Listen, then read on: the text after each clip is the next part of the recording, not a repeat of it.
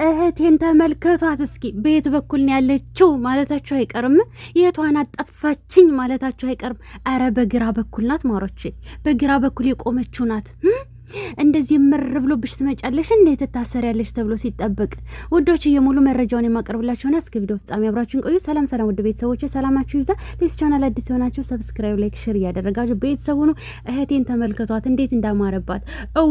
እዊ ውበት፣ እዊ ውበት። እናም ዛሬ ደግሞ ከገኒ ጋራ ከማነው ስሟ እሷ ከብዙ ጋራ ተመሳሳይ ነው ከለሩ ልብሳቸው፣ ግን ሩቲ እንዴት እንዳማረባት እስኪዩት።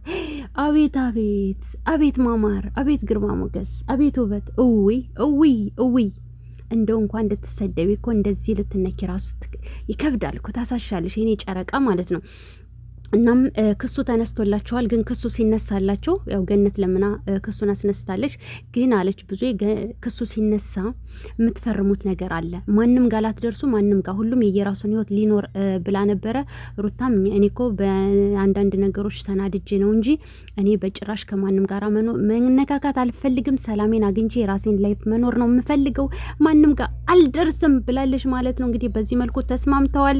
ክስ የሚባል ነገር የለም፣ ክሱም ተነስቷል። እስር የሚባልም ነገር የለም፣ እስሩም ወፍ የለም ብያችኋለሁ። እና ደስ ብሎኛል። እንኳን ደስ አላችሁ። በዚህ ጉዳይ ላይ ምን ትላላችሁ? በበለጠ ግን ስለ ሩታ ውበት፣ ስለ ሩታ አለባበስ እስኪ ጻፉ ማሮቼ። ክሱን ምናምን ምናምኑን ነገር ተውት፣ እኛ እንግባባለን፣ እንተዋወቃለን።